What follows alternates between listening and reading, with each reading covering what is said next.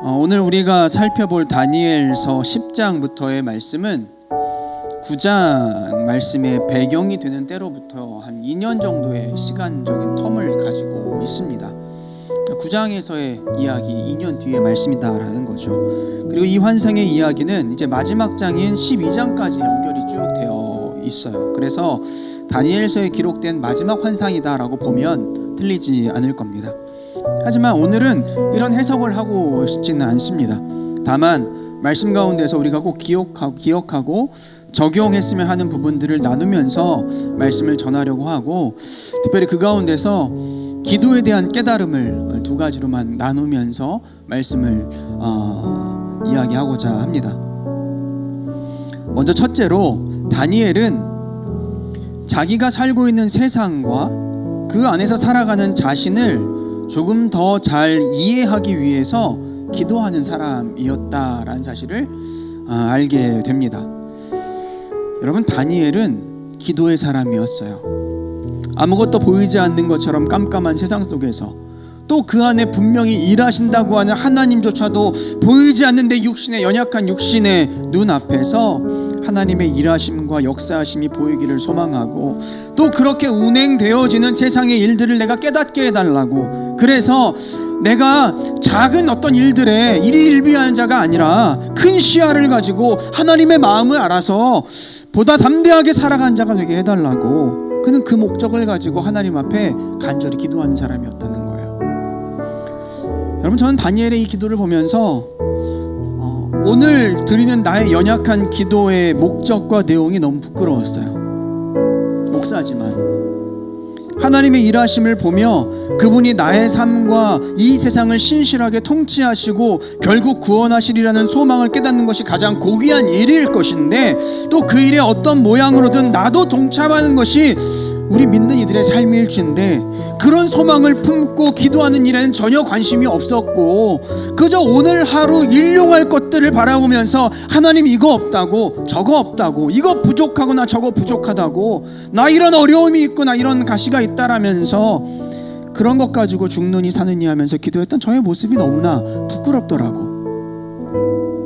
그렇지 않아요? 우리는 늘 문제와 어려움 앞에 직면해 있어요. 누구나 인생이 쉽지 않다라고 말하는데, 그런 것처럼 우리는 늘 삶의 문제들 속에서 파묻혀 신음하며 살아갑니다. 하나의 산을 넘은 것 같으면 그 앞에 또 다른 산이 존재하고 있는 게 우리의 인생이잖아. 하지만 우리가 정말로 하나님을 볼 수만 있다면, 그리고 그 하나님께서 돌아가신 하나님이 아니라 그저 오늘 말씀 속에 나오는 수천 년 전에 존재하다가 사라진 하나님이 아니라 여전히 살아계시고 나의 삶과 또 이 세상의 모든 나라들의 흥망성쇠를 여전히 통치하시고 운행하시는 하나님이심을 내가 볼 수 있고 믿을 수만 있다면, 여러분, 오늘 우리가 붙잡고 힘들어하는 삶의 그 모든 문제들이 그토록 크게 느껴지고 거대하게 느껴지진 않았을 거예요.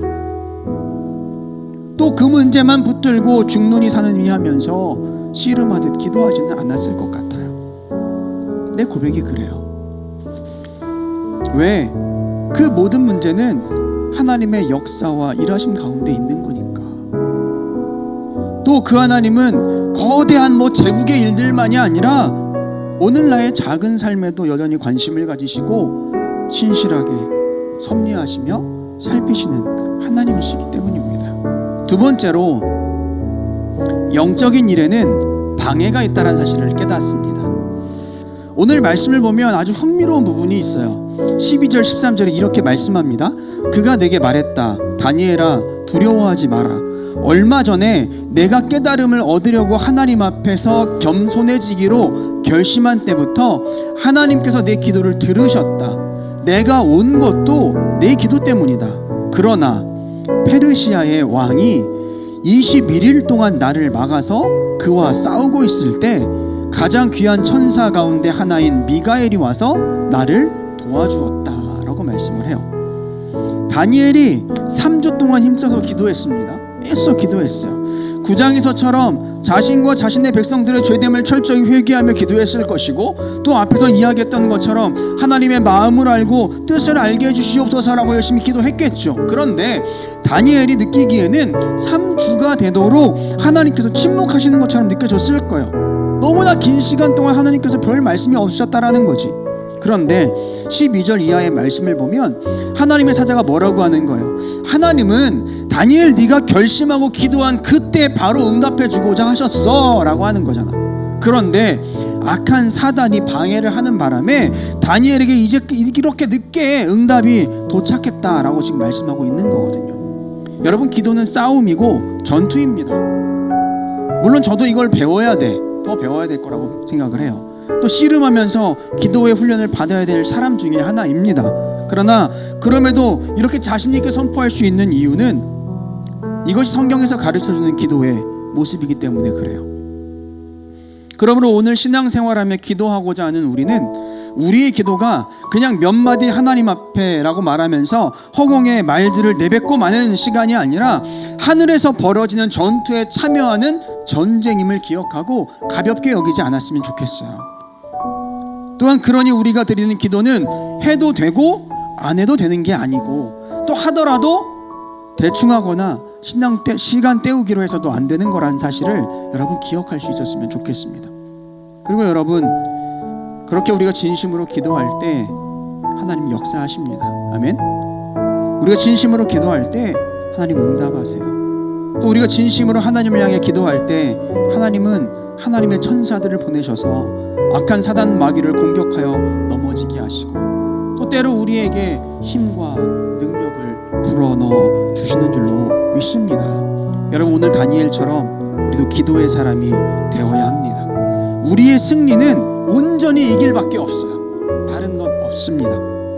다니엘처럼 하나님을 더 깊이 알고자, 또 하나님으로 말미암아 흘러가는 이 세상의 흐름을 더 깊이 깨닫고 그 안에서 나를 알고자 기도하는 성도들 되었으면 좋겠습니다. 또 여러분, 악한 마귀와 사탄은 분명 존재해요. 허상의 존재들이 아닙니다.